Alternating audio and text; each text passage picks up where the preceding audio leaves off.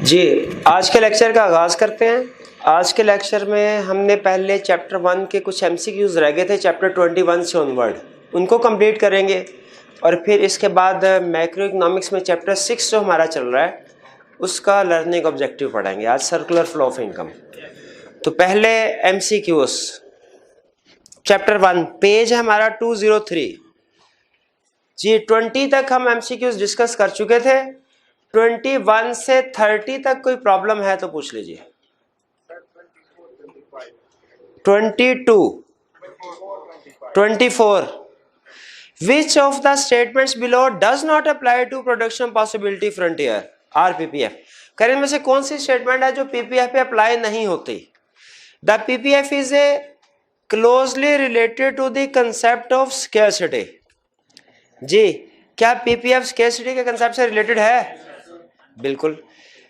24 B part quantities of input are measure along the axis of PPF। बताइए क्या input की quantity major की जाती है या आउटपुट की? आउटपुट की मेजर की जाती है, प्रोडक्शन मेजर की जाती है, इनपुट नहीं मेजर किए जाते हैं। ठीक है, फैक्टर्स ऑफ प्रोडक्शन नहीं मेजर किए जाते, प्रोडक्शन या आउटपुट को मेजर किया जाता है। बी स्टेटमेंट गलत है। और फिर इसके बाद सी भी देख लेते हैं। पीपी में शिफ्ट ओवर टाइम। बताइए क्या प्रोडक्शन पॉसिबिलिटी फ्रंटियर जो है ये शिफ्ट हो सकता है? बिल्कुल ये हो सकता है over time. Growth increase rightward में शिफ्ट हो सकता है, लेफ्टवर्ड। राइटवर्ड कब शिफ्ट हो सकता है वाला? फैक्टर ऑफ प्रोडक्शन इंक्रीज हो, जैसे लैंड में, लेबर में, कैपिटल, एंटरप्रेन्योर में। और C movement along the PPF में occur as the allocation of resources change. जाहिर है जैसे ही आप रिसोर्सेज एक प्रोडक्ट के ऊपर ज्यादा एलोकेट करेंगे उसकी क्वांटिटी बढ़ जाएगी, दूसरी प्रोडक्ट की कम होगी। तो इसमें सिर्फ एक स्टेटमेंट ऐसी है जो कि एप्लीकेबल नहीं है, वो कौन सी है? बी। जी next question 25 Which of the following statements is false when economy is on its PPF?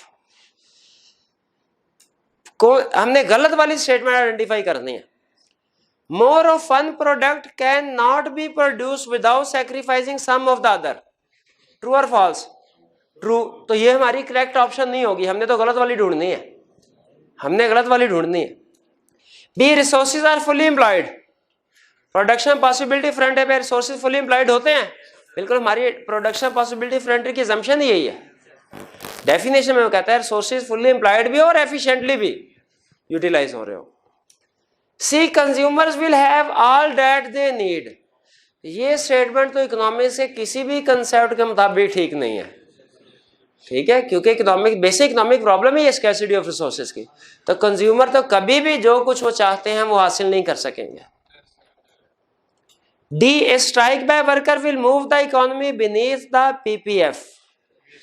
जी बिल्कुल ठीक है, स्ट्राइक अगर करेंगे वर्कर्स तो PPF इन साइड की तरफ मूव हो जाएगा, रिसोर्सेज इनएफिशिएंट हो जाएंगे ना। तो इसमें जो गलत ऑप्शन हमने ढूंढनी थी और गलत ऑप्शन कौन सी है? सी की। जी 30 तक कोई और प्रॉब्लम? 30 तक और कोई प्रॉब्लम नहीं है। 31 से 40, 32 का आपने। जी when Saeed decides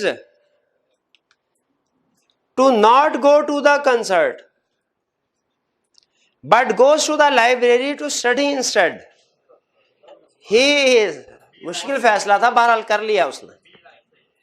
हाँ बी लाइक सईद, बिल्कुल ठीक है। Realizing that his time is a scarce resources that must be allocated, बिल्कुल स्कैर्सिटी ना होती तो वो दोनों ऑप्शन सेलेक्ट कर लेता।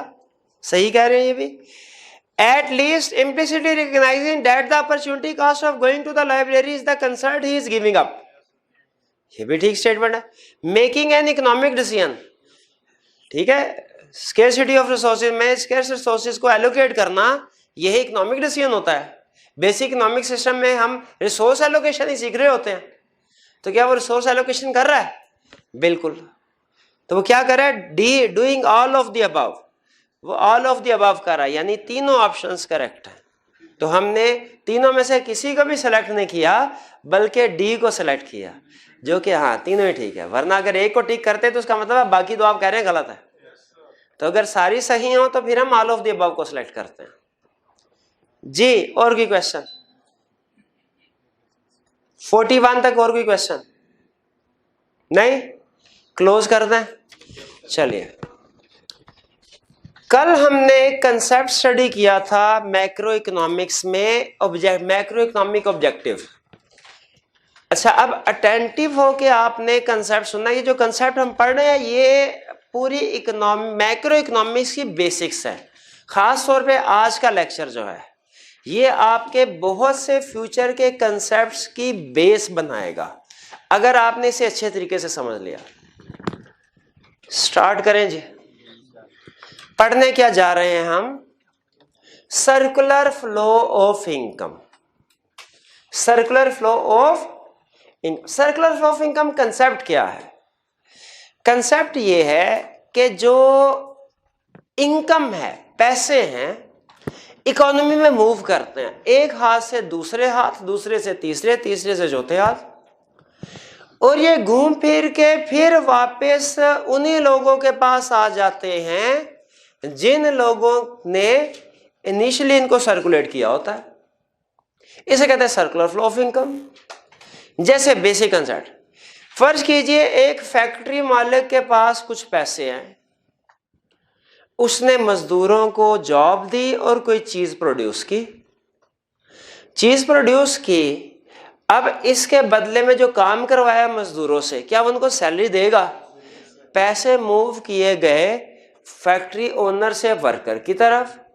अब वर्कर जब मार्केट में जाएंगे, फर्ज कीजिए वर्कर्स ने वही चीज खरीदनी है, तो जब मार्केट से वो चीज खरीदेंगे ये पैसे घूम के वापस फैक्ट्री ओनर के पास नहीं आ जाएंगे? इसे कहते हैं सर्कुलर फ्लो ऑफ इनकम। मैंने एग्जाम्पल बिल्कुल सिंपल रखी। इसमें समटाइम्स गवर्नमेंट भी इन्वॉल्व है। रियल लाइफ की अगर बात करें, मैंने सिर्फ दो चीजों को सामने रखा, कंज्यूमर और प्रोड्यूसर को, लेकिन इसमें गवर्नमेंट भी इन्वॉल्व होती है और समटाइम पैसा मुल्क से बाहर भी जा रहा होता है, फॉरेन ट्रेडर्स भी इन्वॉल्व होते हैं। लेकिन आज के लेक्चर के लिए मैंने मॉडल को सिंपल रखा है, सिर्फ टू सेक्टर मॉडल या सिंपल इकोनॉमी को अज्यूम किया है। टू सेक्टर मॉडल समझते हैं क्या होता है? मार्केट के कितने पार्टिसिपेंट्स या एजेंट्स हैं? 4। कौन कौन से? हाउस होल्ड या इंडिविजुअल्स या कंज्यूमर्स, फर्म्स या प्रोड्यूसर, गवर्नमेंट, फॉरेन ट्रेडर। अगर किसी इकोनॉमिक थ्योरी या मॉडल में प्रोड्यूसर और कंज्यूमर सिर्फ इन्वॉल्व हैं, उसे क्या कहते हैं? टू सेक्टर या सिंपल इकोनॉमी। अगर उसमें गवर्नमेंट को भी ऐड कर दें, 3 सेक्टर या क्लोज्ड इकोनॉमी। अगर फॉरेन ट्रेडर्स को भी ऐड कर दें, 4 सेक्टर या open economy. Circular flow of income में गवर्नमेंट भी होती है और फॉरेन ट्रेडर्स भी होते हैं, लेकिन आज के लेक्चर की हद तक मैं क्या अज्यूम कर रहा हूं? To sector economy. आईकैप में के पेपर में अगर आईकैप पूछे कि बताओ सर्कुलर फ्लो ऑफ इनकम क्या है, ड्रा करो, मेंशन ना करे 2 सेक्टर के, 3 सेक्टर के, 4 सेक्टर, तो आपने कौन सा सेक्टर ड्रॉ करना है? 2 सेक्टर। और आज तक उसने जब भी ये सर्कुलर फ्लो ऑफ इनकम का क्वेश्चन पूछा है 2 सेक्टर के साथ पूछा है। बहरहाल हम 3 और 4 सेक्टर की भी प्रैक्टिस करेंगे, वो कोई बहुत ज्यादा कम्प्लेक्स नहीं है, ठीक है, थोड़ा ही चेंज है 2 सेक्टर से, लेकिन आज के लेक्चर में नहीं करेंगे, कल के लेक्चर में करेंगे इंशाल्लाह। आज के लेक्चर में 2 सेक्टर इकोनॉमी अज्यूम कर रहे हैं। अच्छा, इसमें दूसरी चीज, आप कहें सर जरूरी तो नहीं वर्कर इसी ओनर की चीज खरीदे, वो दूसरे ओनर की चीज भी तो खरीद सकते हैं। याद रखिए हम मैक्रो इकोनॉमिक्स में एग्रीगेट बात कर रहे होते हैं। जब मैं ओनर कह रहा हूं तो इसका मतलब है सारे, हर कंपनी के ओनर्स, हर बिजनेस के ओनर। और जब मैं कंज्यूमर या वर्कर्स कह रहा हूं तो जितने भी वर्कर्स हैं वो सारे के सारे इकोनॉमी में, ठीक है। तो सबसे पहले सर्कुलर फ्लो ऑफ इनकम हमने समझना है। सर्कुलर फ्लो ऑफ इनकम का मतलब क्या है कि इनकम कैसे फ्लो करती है with in the economy. Circular flow of income का मतलब क्या है कि इनकम कैसे फ्लो करती है विद इन द इकोनॉमी। कहते हैं सर्कुलर फॉर्म में फ्लो करती है, मतलब कि जो बंदा खर्च करता है घूम फिर के पैसे फिर वापस उसके पास आते हैं, फिर वो खर्च करता है फिर पैसे उसके पास आते हैं। यह है सर्कुलर फ्लो। कितने पार्टिसिपेंट अज्यूम किए हैं? 2। कौन कौन? हाउस होल्ड और फर्म। हाउस होल्ड और फर्म, इनके अल्टरनेट नेम भी है। हाउस होल्ड को क्या कहते हैं? कंज्यूमर भी, इंडिविजुअल्स भी, बायर भी। फर्म को क्या कहते हैं? प्रोड्यूसर भी, सेलर भी। 2 पार्टिसिपेंट, क्योंकि हमारी इकोनॉमी है 2 सेक्टर इकोनॉमी, 3 सेक्टर 4 सेक्टर। देखिए आपको गवर्नमेंट या फॉरेन ट्रेडर्स कहीं नजर आ रहे हैं? नहीं नजर आ रहे। यहां तक क्लियर? अब देखें, उन्होंने कहा जी फर्म है, फर्म ने प्रोड्यूसर है, ओनर है, किसी बिजनेस का मालिक। फैक्ट्री में उसने काम करवाना है लोगों से चीजें बनाने के लिए, प्रोडक्शन के लिए। किसको बुलाएगा? इंडिविजुअल्स को। आओ भाई मेरी फैक्ट्री में काम करो। हाउस होल्ड यानी इंडिविजुअल्स फैक्ट्री में जाएंगे और काम करेंगे। ऐसे ही है। क्या मैं ये कह सकता हूं हाउस होल्ड या individuals will provide factors of production to firm? नीचे एक्सप्लेनेशन में क्या मैं ये लिख सकता हूं कि household will provide factor of production to firm? अच्छा, जब household factor of production provide करेंगे फर्म को, इन फैक्टर ऑफ प्रोडक्शन को इकट्ठा करने से फर्म क्या करेगी? प्रोडक्शन, गुड्स बनाएगी। और क्या करेगी?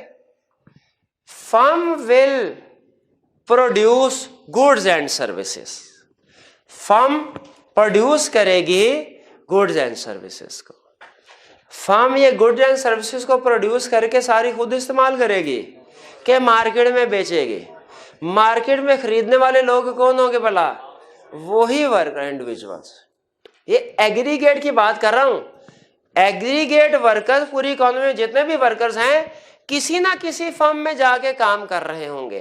वो फर्म जो भी चीजें बनाएगी मार्केट में सेल करने के लिए, वो कोई ना कोई इंडिविजुअल ही खरीद रहे होंगे। सिंगल फर्म, सिंगल इंडिविजुअल की बात नहीं हो रही, एग्रीगेट कलेक्टिव की बात हो रही है। मैक्रो इकोनॉमिक्स में बात ही हम एग्रीगेट की करते हैं।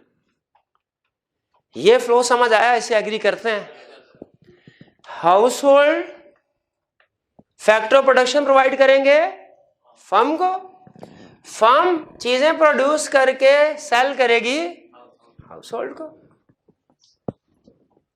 अच्छा बताइए, हाउस होल्ड जो जब काम करेंगे फर्म में, अच्छा ये एरो की डायरेक्शन जहन में रखनी है। 2 चीजें जहन में रखनी है आपने। छोटा एरो कौन सा है, बड़ा एरो कौन सा है, और दूसरा डायरेक्शन। अगर इन 2 चीजों का ध्यान ना रखा, सर्कुलर फ्लो ऑफ इनकम गलत हो जाएगा। देखे हाउस होल्ड पर एरो डायरेक्शन क्या बता रही है आपको कि household factor of production provide कर रहे हैं फर्म को, फर्म नहीं प्रोवाइड कर रहे। और ऊपर एरो की डायरेक्शन क्या बता रही है कि फर्म हाउस होल्ड को गुड्स या सर्विसेज सेल कर रही है, हाउस होल्ड फर्म को गुड्स या सर्विसेज सेल नहीं कर रहे। डायरेक्शन का ध्यान रखना। अच्छा बताइए, हाउस होल्ड जो फैक्ट्री में काम करेंगे, फर्म में काम करेंगे, फैक्टर ऑफ प्रोडक्शन प्रोवाइड करेंगे, क्या फ्री में काम करेंगे के बदले में कुछ पैसे लेंगे, इनकम लेंगे? बिल्कुल पैसे या इनकम लेंगे। तो अब हाउस होल्ड ने फैक्टर ऑफ प्रोडक्शन प्रोवाइड किया फर्म को, इन रिटर्न फर्म क्या करेगी? पैसे, नोट, कैश प्रोवाइड करेगी। किसको? हाउस होल्ड को। इन फैक्टर ऑफ प्रोडक्शन के जो इनकम है, जो रिवार्ड है, रिटर्न में फर्म पैसे देगी किसको? हाउस होल्ड को। फ्लो क्लियर होगा? Factor of production house hold से फर्म की तरफ, और जो पैसे जा रहे हैं, जो फैक्टर ऑफ प्रोडक्शन को इनकम मिल रही है, वो फर्म से हाउस होल्ड की तरफ। यहां तक बात क्लियर? अच्छा मुझे बताइए, हाउस होल्ड ने जब फर्म को फैक्टर ऑफ प्रोडक्शन प्रोवाइड किए, फर्म ने क्या किया उन फैक्टर ऑफ प्रोडक्शन का? गुड्स प्रोड्यूस की। किनको सेल की? House hold. क्या फ्री में सेल कर दी? फर्म कहेगी वाह भाई, जब काम करने आते हो तो पैसे लेते हो, तो अब जब हम चीजें बेचेंगे हम भी पैसे लेंगे। तो फर्म ने जब गुड या सर्विसेज सेल की हाउस होल्ड को, बदले में क्या लेगी उनसे? पैसे लेगी। तो इसका मतलब है हाउस होल्ड को जहां काम करने से इनकम मिले वहां चीजें, गुड या सर्विसेज को बाय करने के लिए खर्चा भी करना पड़ेगा। Expenditure on goods and services.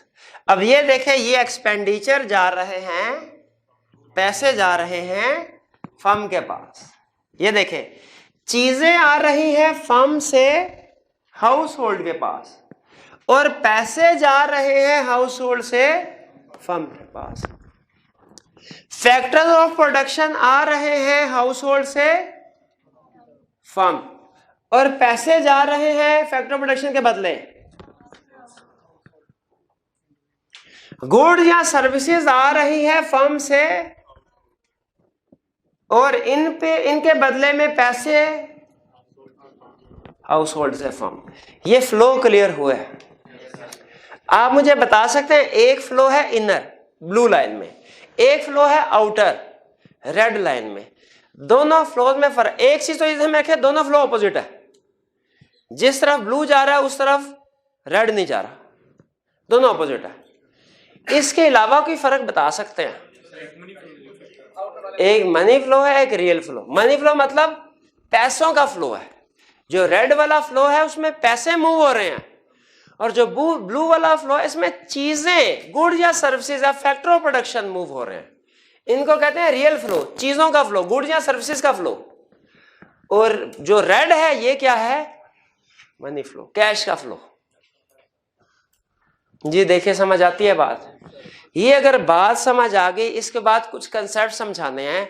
आपकी मैक्रो इकोनॉमिक्स की बेस स्ट्रांग बन जाएगी अगर आपने इन कंसेप्ट को समझ लिया।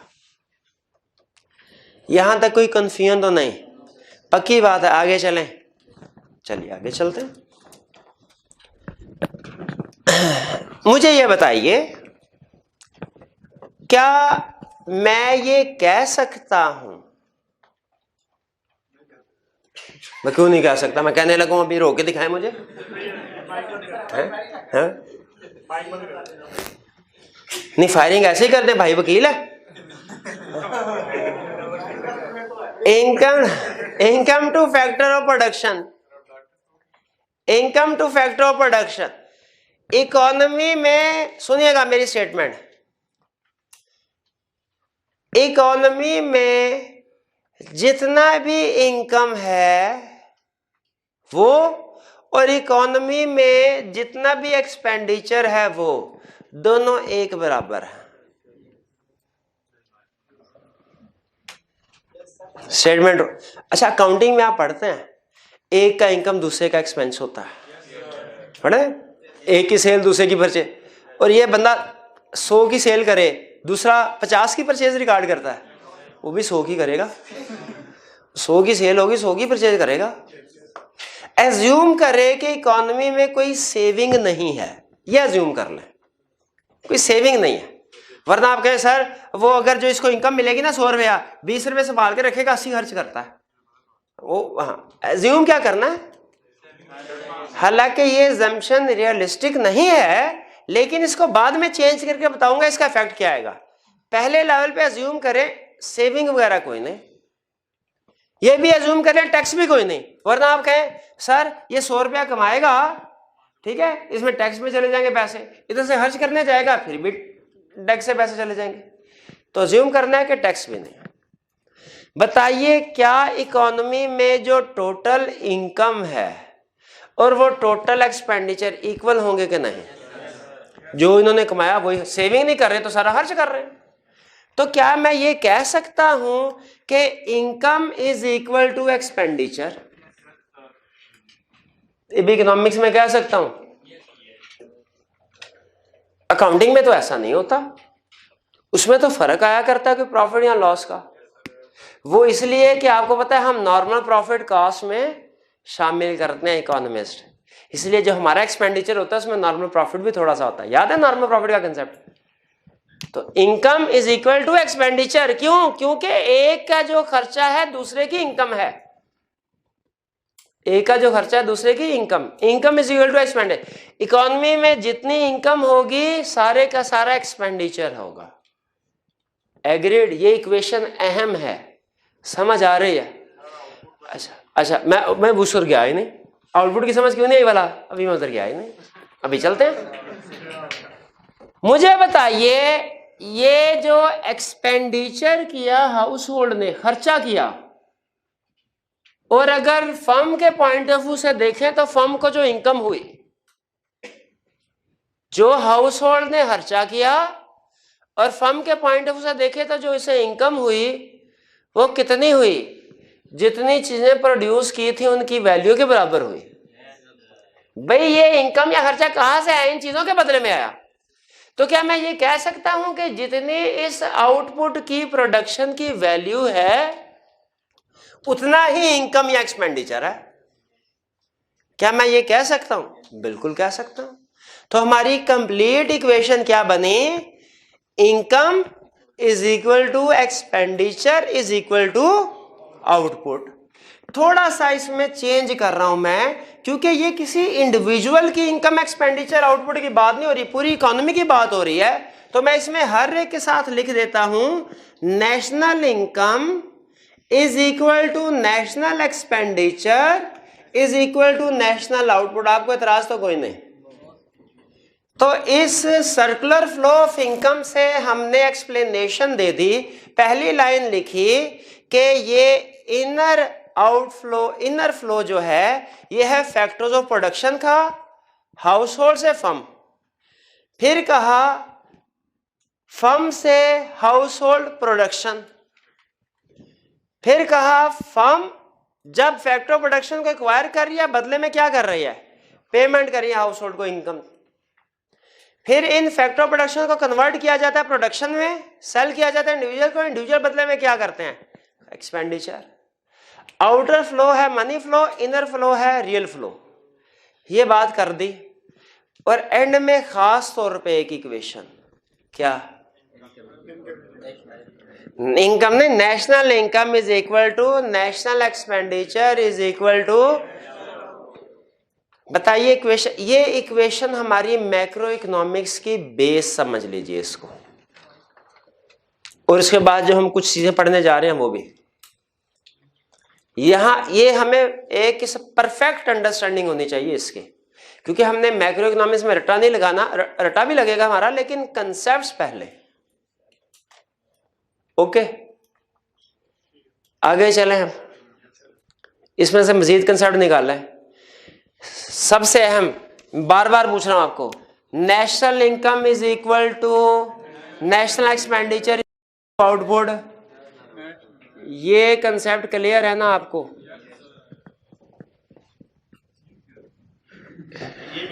बस वैसे ही, ये कोई फ्लो वगैरह नहीं, हाईलाइट किया इस इक्वेशन को और कुछ नहीं किया। आपने बनाना वही बार, ये नहीं बनाना। हाँ ये पता नहीं क्या किगड़ा सा बन गया, जो भी है, ये सिर्फ आपको इक्वेशन हाईलाइट करने के लिए। National expenditure is equal to income is equal to national, आगे पीछे जिसको मर्जी कर ले, उससे फर्क नहीं पड़ता। National output is equal to national income is equal to, वो भी कर ले, कोई इशू नहीं है। तीनों चीजें इक्वल है, इनकम एक्सपेंडिचर आउटपुट। इस कंसेप्ट को पिक करके रखना है। अब कहता है ये सर्कुलर फ्लो ऑफ इनकम है, क्या इसमें से पैसा बाहर निकल सकता है? इसमें से पैसा बाहर, बिल्कुल पैसा बाहर निकल सकता है कि अब, लेकिन ध्यान में रखिएगा जब पैसा इस फ्लो से बाहर निकलेगा इसका मतलब है वो इकोनॉमी में यूज नहीं हो रहा होगा, साइड पे पड़ा रहेगा। इकोनॉमी में यूज नहीं हो रहा होगा, साइड पे पड़ा रहेगा। मतलब बिल्कुल इसमें से लीकेज या विड्रॉल भी हो सकती है। लीकेज या विड्रॉल का मतलब क्या है, इस सर्कुलर फ्लो ऑफ इनकम से पैसा निकला, साइड पे पड़ा हुआ, वो भी इस फ्लो का हिस्सा नहीं है। हमने कहा बिल्कुल हो सकते हैं। कैसे हो सकते हैं? उसने कहा 3 एग्जांपल। पहली एग्जांपल सेविंग। सेविंग को हम इकोनॉमिक्स में कहते हैं एस से शो करते हैं, एस सेविंग। अगर हाउस होल्ड सेविंग कर ले, पैसे बाहर, वो क्या किया उसने, गढ़ में गड़ा खोदा, उसमें पैसे दबा दिए 20 रुपए बंद कर। अब मुझे बताइए क्या ये 20 रुपए सर्कुलर फ्लो का हिस्सा है? 20 रुपए निकल गए, सर्कुलर फ्लो सुकड़ जाएगा कि एक्सपेंड होगा? सुकड़ जाएगा, छोटा हो जाएगा। टैक्स, टैक्स का मतलब क्या है? वो पैसे जो गवर्नमेंट ने अपनी जेब में डाल लिए, तो मैंने पैसे डाले जेब में, हाँ? तो वो पैसे जो गवर्नमेंट, बताइए क्या वो हमारे सर्कुलर फ्लो का हिस्सा होंगे? दूसरी एग्जांपल टैक्स, जहन में रखिएगा, लीकेज या विड्रॉल की एग्जांपल दे रहा हूं, इंजेक्शन की एग्जांपल नहीं दे रहा। लीकेज या विड्रॉल का मतलब होता है पैसा फ्लो से बाहर गया, इंजेक्शन का मतलब है पैसा फ्लो में आया। लीकेज या विड्रॉल का मतलब क्या है? पैसा फ्लो से बाहर गया। इंजेक्शन का मतलब क्या है? मैं एग्जांपल किसकी दे रहा हूं? लीकेज या विड्रॉल की। पहला सेविंग, क्लियर, दूसरा टैक्स, तीसरा इंपोर्ट। हाँ सर ये क्या एग्जांपल है? इंपोर्ट से तो चीजें मुल्क में आती हैं, हाँ पैसे तो जाते हैं, हम तो पैसों के हवाले से बात कर रहे हैं। तो पैसे तो मुल्क से बाहर चले गए ना, जो यूएसए चले गए, जर्मनी चले गए, पाकिस्तान की इकोनॉमी में जो थोड़ी फिरेंगे अब वो तो उधर की इकोनॉमी में घूमेंगे, वो पैसा तो उधर फ्लो करेगा। जर्मनी जिस मुल्क से भी इंपोर्ट करवाया, पाकिस्तान की इकोनॉमी से तो पैसा निकल गया। तो लीकेज या विड्रॉल की एग्जांपल क्लियर है? Saving, tax, import. सेविंग बताइए क्या होती है? सेविंग क्या होती है? वो पैसे जो कंज्यूमर बचा के रख लेता है, वो पैसे जो कंज्यूमर अपनी इनकम में से बचा के, सेविंग। टैक्स क्या होता है? वो पैसे जो गवर्नमेंट लोगों से ले लेती है। कंसेप्ट छोटे छोटे हैं लेकिन क्लियर होने चाहिए, इन्हीं कंसेप्ट में बाद में बड़ी बिल्डिंग बननी है। सेविंग वो पैसे जो कंज्यूमर अपनी इनकम में से बचा लेता है। टैक्स वो पैसे जो गवर्नमेंट अपनी जेब में डाल लेती है, कंज्यूमर से ले लेती है। इंपोर्ट वो पैसे जो के मुल्क से एग्री करते हैं कि तीनों में लीकेज या विड्रॉल होगा, फ्लो इकोनॉमी से निकलेगा, इकोनॉमी में निकलेगा। इसके बाद आगे चलते हैं, इंजेक्शन। भाई अगर पैसा इकोनॉमी से निकल सकता है तो आ भी तो सकता है, आ भी तो सकता है। सेविंग, कंज्यूमर ने सेविंग कर ली, कंज्यूमर ने सेविंग कर ली, लेकिन फर्ज कीजिए अगर बैंक उन्हें कहे मेरे भाई सेविंग करनी है मेरे पास आके कर लो, घड़ा खोद के दबाओगे कोई पैसा नहीं मिलेगा, मैं तुम लोगों को इंटरेस्ट दूंगा। अगर सेविंग घड़े की बजाय, पाकिस्तान जैसे कंट्रीज में सेविंग कहाँ रखी जाती है? घड़े में दबा के, घरों में, सोफे के नीचे, बिल्कुल, दीवारों में भी, छतों पे भी जी, हाँ जी, रेट बढ़े निकल भी आए, बिल्कुल, वो फिर इंजेक्शन हो जाएगा, ठीक है, वो तो फिर इंजेक्शन। बैंक में पैसे से वो भी सेविंग है, लेकिन अगर कोई फर्म वाला आके कहे भैया तुम्हारे पास पैसे हैं मुझे दो, मैंने फैक्ट्री लगानी है, मैं भी तुम्हें इंटरेस्ट दूंगा और ज्यादा दूंगा जो तुमने आगे देना है लोगों को, बैंक लोन दे देगा कि नहीं? अब इससे अगर जो मशीनरी खरीदी जाएगी, ओनर जिसने लोन लिया मशीनरी खरीदेगा, बताइए ये लीकेज या विड्रॉल है कि इंजेक्शन है? इंजेक्शन है। एक तरफ वही पैसे इंडिविजुअल ने जब बचाए, सेविंग थी, विड्रॉल था, वो जब बैंक में जमा करवाए और ओनर ने उन्हीं पैसों को कहा मैं मशीनरी लाता हूं, अब इकोनॉमी में प्रोडक्शन बढ़ेगी, अब ये क्या हो गई? इन्वेस्टमेंट। मशीनरी का खरीदना क्या हुआ? इन्वेस्टमेंट। बताइए विड्रॉल या लीकेज है कि इंजेक्शन है? तो क्या मैं ये कह सकता हूं, गौर से सुनिएगा, अगर बात समझ आ गई तो मतलब समझ आ रही है आपको मैक्रो इकोनॉमिक्स, वरना समझ कोई नहीं आ रही,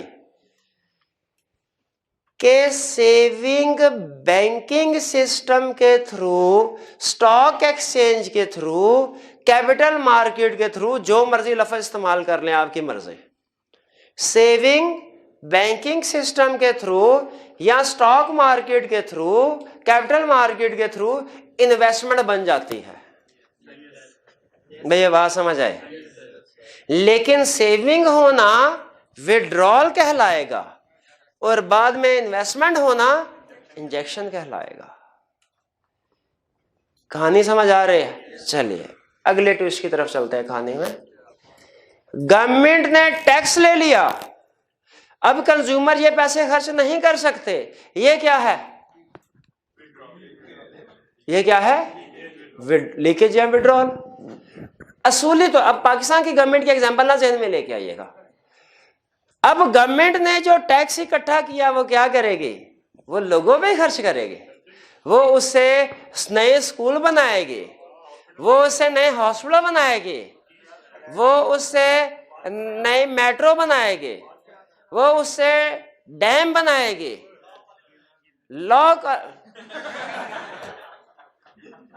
वो स्कूल के उस्तादों को तनख्वाह देगी। ये सारे गवर्नमेंट के क्या कहलाते हैं? खर्चे। गवर्नमेंट के खर्चों को हम इकोनॉमिक्स में कहते हैं जी, इन्वेस्टमेंट को कहते हैं आई, गवर्नमेंट एक्सपेंडिचर को क्या कहते हैं? जी। अच्छा मुझे बताइए, परचेज, स्पेंडिंग, एक्सपेंडिचर, इनमें क्या फर्क है? तीन, परचेज, स्पेंडिंग, एक्सपेंडिचर, तीनों में क्या फर्क है? Purchase, spending, expenditure, consumption. नहीं, इससे हट के पूछ रहा हूं। लफ्ज परचेज, स्पेंडिंग, कंजम्पशन, एक्सपेंडिचर, चारों में कोई फर्क है कि एक ही चीज है? एक है। तो लिख लें फिर। क्या एग्रीमेंट लिखा हुआ था तो भूल गए थे आप? चार लिखी थी चीजें कि तीन थी? यही चार लिखे थे। ये ना कहीं गवर्नमेंट एक्सपेंडिचर आ जाए आप कहें ये तो सर ने पढ़ाया ही नहीं था। अब भाई गवर्नमेंट एक्सपेंडिचर कह लो, स्पेंडिंग कह लो, कंजम्पशन कह लो, और कौन सा लफ्ज था? परचेजेस कह लो, एक ही बात है इकोनॉमिक्स में। तो गवर्नमेंट जितने भी खर्चे करेगी उन्हें क्या कहते हैं? Government spending. कैसे शो करते हैं? जी से। तो मुझे बताइए, जब गवर्नमेंट ने टैक्स लिया, ये क्या था? लीकेज या विड्रॉल, ठीक। और जब गवर्नमेंट ने खर्चे किए, और ये जी क्या है? इंजेक्शन। ये इंजेक्शन है। अब इसमें इकोनॉमी में पैसे आ रहे होते हैं ना, इकोनॉमिक एक्टिविटी बढ़ती है इससे। भाई समझ आया आपको? अगर समझ आया तो मुझे बताइए।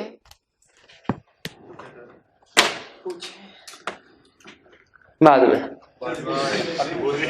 अभी नहीं बोल गया, ऐसे अभी पूछ लेता हूं। टैक्स है, कौन लेता है? गवर्नमेंट स्पेंडिंग है जी, कौन करता है? क्या दोनों हमेशा बराबर होंगे? अच्छा अब पाकिस्तान की गवर्नमेंट सोच लें, अब सोच लें, क्या दोनों कभी बराबर होते हैं? नहीं। ये क्या इनका हिसाब किताब हो रहा होगा कभी? आप एक कंपनी का इनकम और एक्सपेंडिचर का हिसाब किताब बनाते हैं ना, और एंड पे नीचे लिखते हैं प्रॉफिट या लॉस। भाई काउंटिंग में सीखते हैं कि नहीं सीखते हैं? प्रॉफिट लॉस शायद उसको कहते हैं। एक साइड पे इनकम आ रही है, एक साइड पे एक्सपेंडिचर। या कैश बुक बनाते हैं ना?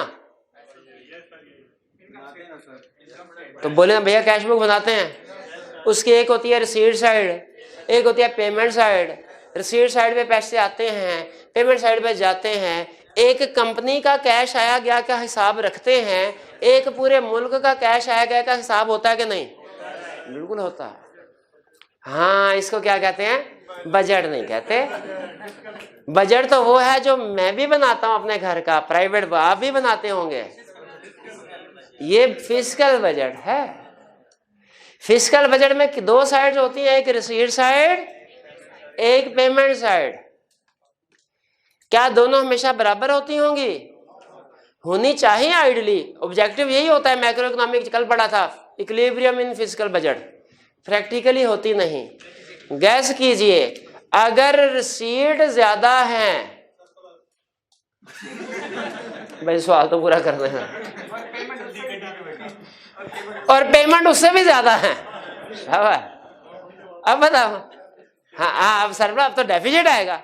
और अगर दोनों बराबर हैं, इक्विलिब्रियम, इक्विलिब्रियम। अच्छा अब कंसेप्ट आगे एडवांस है। हमारे घर का बजट जब आउट हो जाता है, यानी पेमेंट्स ज्यादा हो जाती हैं, रिसीट कम, हम क्या करते हैं? लोन लेते हैं। शाबाश। अब जरा सोचें, गवर्नमेंट का जब जी ज्यादा हो जाता होगा, टी कम हो जाता है, फिस्कल बजट डेफिसिट में है, पूरा करने के लिए गवर्नमेंट क्या करती है? लोन लेती है। किससे? अमेरिका से नहीं लेती, IMF से, शाबाश, वर्ल्ड बैंक से, ठीक। और दूसरे कभी कभी जापान भी थोड़ा बहुत दे, जर्मनी, ये कंट्रीज दे भी ले रहा था, चाइना भी दे देता है, चाइना भी। और हाँ, और बदले में हम सारी देते हैं बिल्कुल, और बदले में हम अपने गिरवी रखवा देते हैं कुछ 7,000। चलें ठीक है, ये तो एक कंसेप्ट वैसे याद आया, मैंने आपके साथ डिस्कस कर लिया कि सेविंग इन्वेस्टमेंट में ताल्लुक है। सेविंग किसके जरिए? बैंकिंग सिस्टम के जरिए, स्टॉक मार्केट के जरिए, कैपिटल मार्केट के जरिए इन्वेस्टमेंट बनती है। एस और आई का आपस में रिलेशनशिप है, तो क्या टी और जी का रिलेशनशिप नहीं है? ठीक है, एक ही अकाउंट की डेबिट क्रेडिट है आपकी लैंग्वेज में, काउंटिंग की लैंग्वेज में। नहीं भैया मैंने तो अरसा हुआ ये डेबिट क्रेडिट छोड़ दिया है। अच्छा अब चलते हैं बात हो रही थी लीकेज एंड विड्रॉल की। लीकेज एंड विड्रॉल की पहले एग्जाम क्या? सेविंग। दूसरा क्या? टैक्स। तीसरी क्या है? इंपोर्ट में तो चीजें मुल्क में आती हैं, ये विड्रॉल क्या है? पैसे तो जाते हैं ना। अच्छा अगर पैसे जाते हैं, इंपोर्ट, लीकेज है, विड्रॉल है, एक्सपोर्ट भी तो होती है। लेकिन एक्सपोर्ट में तो चीजें मुल्क से बाहर जा रही हैं, पैसे तो आ रहे हैं ना भैया, हम तो पैसों के हिसाब से देख रहे हैं फ्लो को। हाँ लक्ष्मी आ रही है, उसके साथ लक्ष्मी कांत प्यारे लाल भी आ जाता है कभी कभी। हाँ अब नहीं, आपको पता नहीं है, बाज़ औक़ात जर्मनी के जो लोग हैं वो पाकिस्तान के किसी यूनिवर्सिटी में पढ़ाने के लिए भी आ सकते हैं। फॉरेनर्स आते हैं पाकिस्तान में पढ़ाने के लिए, बाज़ औक़ात अच्छे हो तो हम उन्हें वाइस चांसलर भी लगा देते हैं। तो फॉरेनर पाकिस्तान में आते हैं, ये नहीं कि सिर्फ पाकिस्तान से लोग बाहर ही जाते हैं काम करने के लिए, पाकिस्तान में भी लोग आते हैं। 10-12 लाख अगर पाकिस्तान से बाहर जाते हैं तो याद रखे कम से कम 150-200 लोग पाकिस्तान जरूर आते हैं। तो ये तो हाँ लक्ष्मी भी आती है, लक्ष्मीकांत भी आता है। अब सुने, इंपोर्ट है विड्रॉल और एक्सपोर्ट इंजेक्शन। अब मुझे बताइए, सेविंग और इन्वेस्टमेंट में कोई रिलेशनशिप था? Saving, stock exchange, banking system, capital market, जो मर्जी कर दे, उसके जरिए से इन्वेस्टमेंट बनती है। क्या टैक्स और गवर्नमेंट स्पेंडिंग में कोई रिलेशनशिप था? गवर्नमेंट टैक्स इकट्ठा करती है, उसकी रिसीट्स हैं, फिर उस टैक्स में से पैसे खर्च करती है, वो उसके पेमेंट्स है। जो नेट बैलेंस आता है कभी सरप्लस होता है, कभी डेफिसिट होता है, गवर्नमेंट उसको फिर फिल करती है डेफिसिट हो तो। क्या इंपोर्ट और एक्सपोर्ट में कोई रिलेशनशिप है? बिल्कुल, बैलेंस ऑफ पेमेंट। शाबाश, बैलेंस ऑफ पेमेंट किस चीज का रिगार्ड? इंपोर्ट और एक्सपोर्ट का। अच्छा मुझे बताइए, अभी आपके एक ऐसा क्वेश्चन पूछने लगा हूं, आपकी काउंटिंग इकोनॉमिक्स दोनों टेस्ट हो जाएंगी। नहीं 50 रुपए नहीं मिले। क्वेश्चन क्या है? बैलेंस ऑफ पेमेंट बना रहे हैं, एक रिसीट साइड है, एक पेमेंट साइड है। इंपोर्ट किधर आएंगे?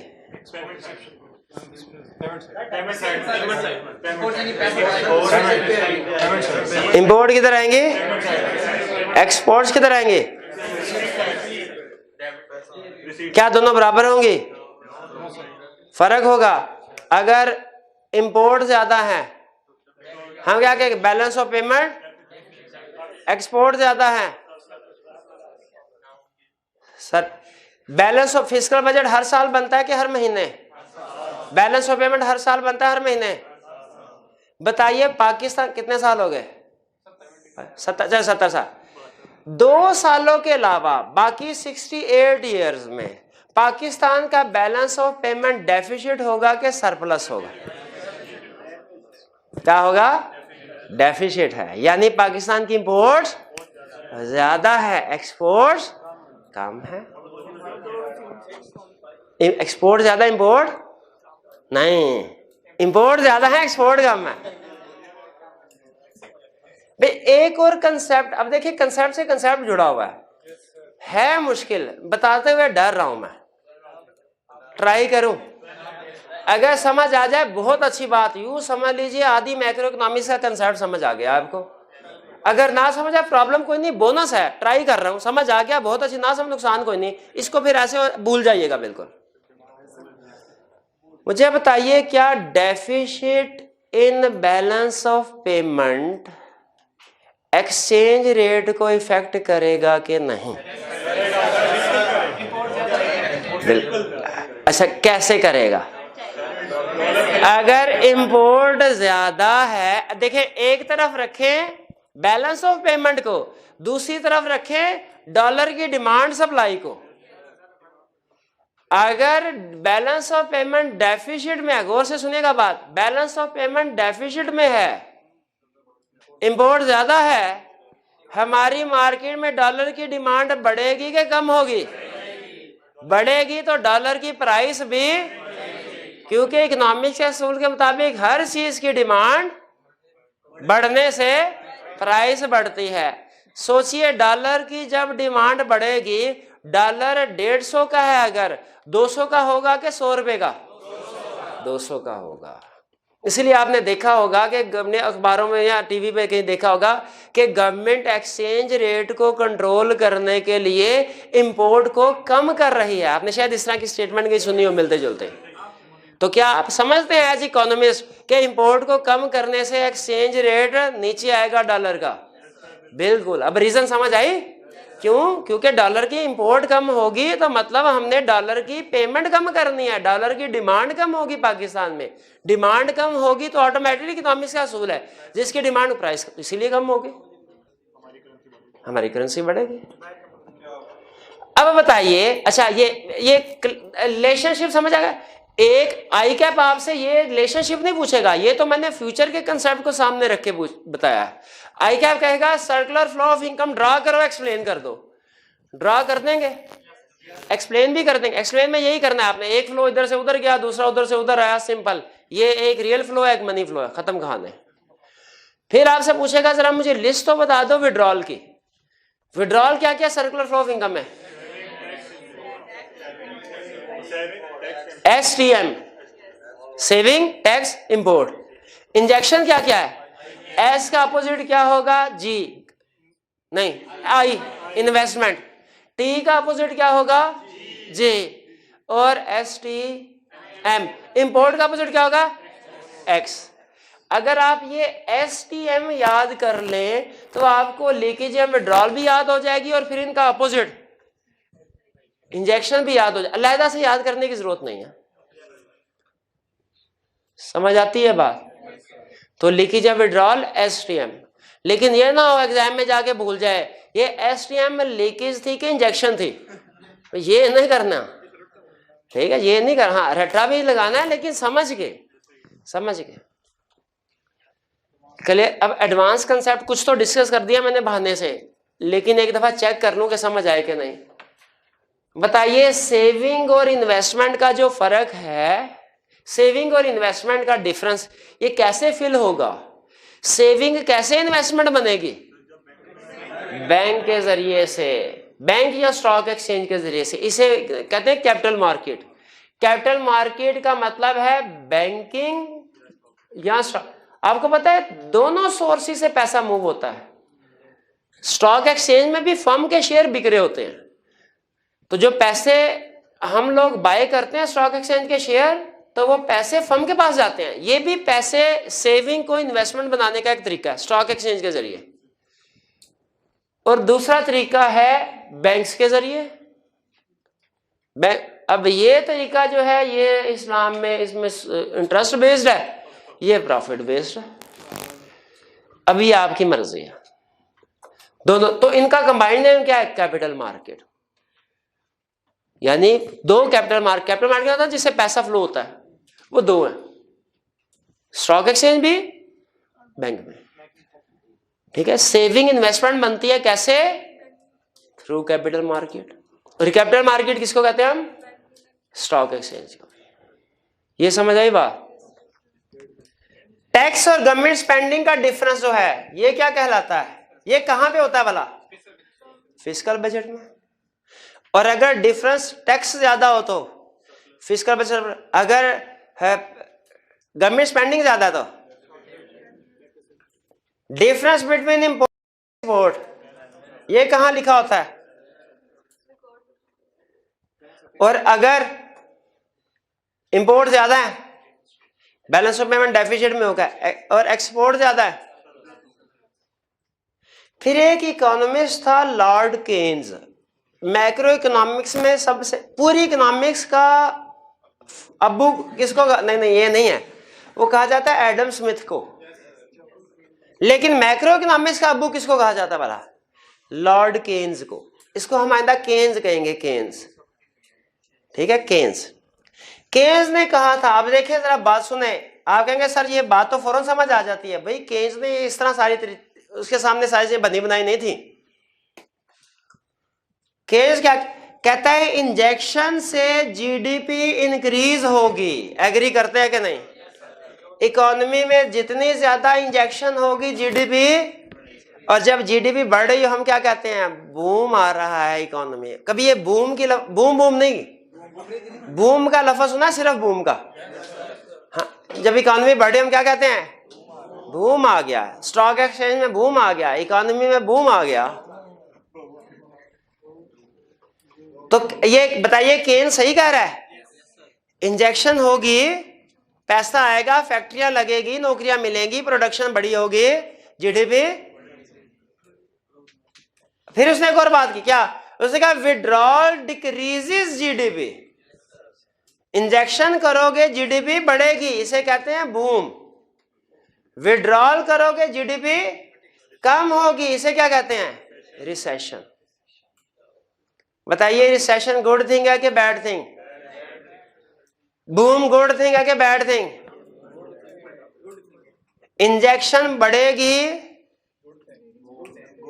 जीडीपी बढ़ेगी, बूम। विड्रॉल बढ़ेगा, रिसेशन बढ़ेगी। धूम नहीं भाई, रिसेशन है। कहता है और अगर दोनों एक बराबर हो, सबसे अहम कंसेप्ट, इकोनॉमी इक्विलिब्रियम में होगी। एक बराबर का मतलब क्या है? Withdrawal is equal to injection, यानी S plus T plus X is equal to I plus G plus X। भाई कुछ समझ आई आपको? चलो भाई, मेहरबानी आपकी। अब इस सारी देखें, इसके अंदर ना कंसेप्ट सिंपल था, लेकिन बेहतरीन मौका था मेरे पास कि मैं दूसरे कंसेप्ट भी बिल्ड कर दूं। आपको शायद थोड़ा सा मुश्किल लगा हो, बेहतरीन हो गया। अब समझ लीजिए कंसेप्ट बिल्ड हो गए हमारे मैक्रो इकोनॉमिक्स के। अब देखिए आगे कैसे चलती मैक्रो इकोनॉमिक्स। लेकिन मुझे ये तसल्ली करवा दें, समझ आ गया ना आपको सारे? चलिए आज का लेक्चर हम यहाँ पे खत्म करते हैं। इंशाल्लाह कल फिर यहाँ से हम आगे चलेंगे। ठीक है जी, अल्लाह हाफिज।